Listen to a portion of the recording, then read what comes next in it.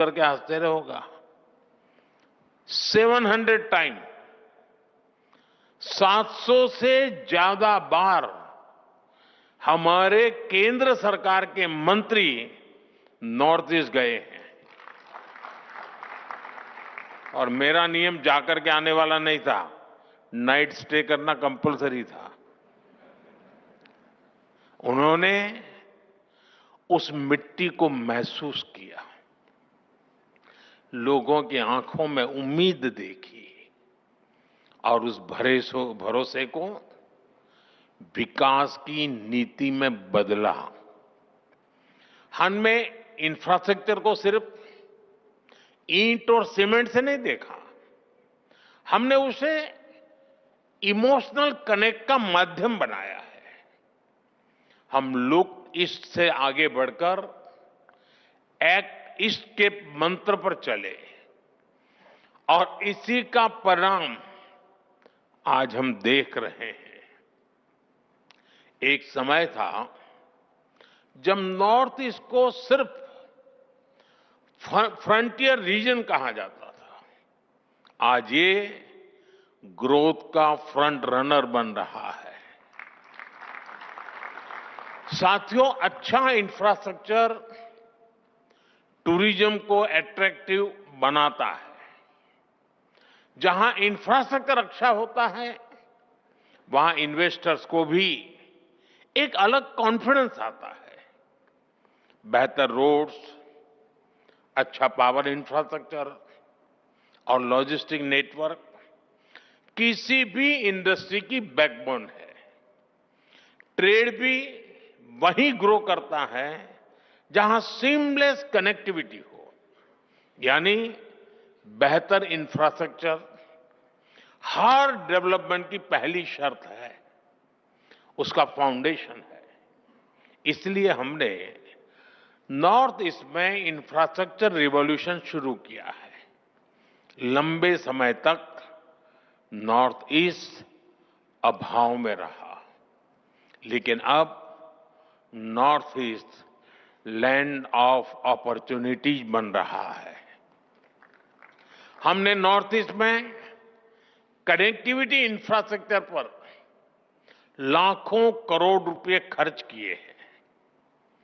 आप अरुणाचल जाएंगे तो सेला टनल जैसे इंफ्रास्ट्रक्चर आपको मिलेगा। आप असम जाएंगे तो भूपेन हजारिका ब्रिज जैसे कई मेगा प्रोजेक्ट दिखेंगे। सिर्फ एक दशक में नॉर्थ ईस्ट में 11,000 किलोमीटर के नए हाईवे बनाए गए हैं। सैकड़ों किलोमीटर की नई रेल लाइनें बिछाई गई है। नॉर्थ ईस्ट में एयरपोर्ट की संख्या दोगुनी हो चुकी है। ब्रह्मपुत्र और बराग नदियों पर वाटरवेज बन रहे हैं। सैकड़ों की संख्या में मोबाइल टावर्स लगाए गए हैं। और इतना ही नहीं, 1600 किलोमीटर लंबी पाइपलाइन का नॉर्थ ईस्ट गैस ग्रिड भी बनाया गया है।